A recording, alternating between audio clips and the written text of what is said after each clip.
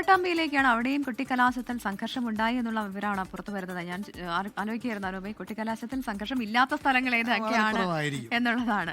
അപ്പോൾ LDF പ്രവർത്തകരും UDF പ്രവർത്തകരും തമ്മിലുണ്ടായ ഏറ്റുമുട്ടൽ ശാന്തമാക്കാൻ പോലീസ് ലാത്തി വീശുകയും ചെയ്തിട്ടുണ്ട്. ഇവിടെ സംഘർഷത്തിൽ 3 LDF പ്രവർത്തകർക്ക് പരുക്കേറ്റിട്ടുണ്ട്. ഷാരിഖ് നവാസ് പാലക്കാട് നിന്ന് ചേരുന്നു.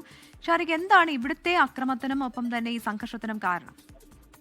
പ്രവിധ അനൂപ്, പട്ടാമ്പിയിലെ കുട്ടിക്കലാശത്തിനിടെയാണ് LDF പ്രവർത്തകരും UDF പ്രവർത്തകരും തമ്മിൽ സംഘർഷത്തിലുണ്ടായത്. അതായത് ഈ 2 ജാഥകളും കടന്നു പോകുന്നതിനിടെ തമ്മിൽ കല്ലേറുണ്ടായി. ഇതിനെ തുടർന്നാണ് പോലീസ് സ്ഥലത്തെത്തി ലാത്തി വീശിയത്. എന്നിട്ടാണ് ഈ ശാന്തമാക്കിയത്. ഈ പ്രവർത്തകർക്ക്, അതായത് 3 CPM പ്രവർത്തകർക്കും 1 UDF പ്രവർത്തകനും പരിക്കേറ്റിട്ടുണ്ട്. ഇവരുടെ തലയ്ക്കാണ് പരിക്കേറ്റത്. കാരണം കല്ലേറായതുകൊണ്ട് തലയ്ക്കാണ് പരിക്കേറ്റത്. 3 CPM പ്രവർത്തകനും 1 UDF പ്രവർത്തകനും ഇപ്പോൾ പട്ടാമ്പിയിലെ താലൂക്ക് ആശുപത്രിയിൽ ചികിത്സയിലാണ്. 1 പോലീസുകാരനും സംഭവത്തിൽ പരിക്കേറ്റിട്ടുണ്ട്.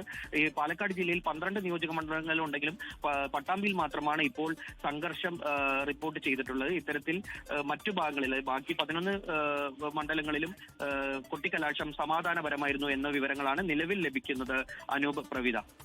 ശരി, പാലക്കാട് പട്ടാമ്പിയിലാണ് കുട്ടിക്കലാശത്തിനിടെ സംഘർഷമുണ്ടായത്.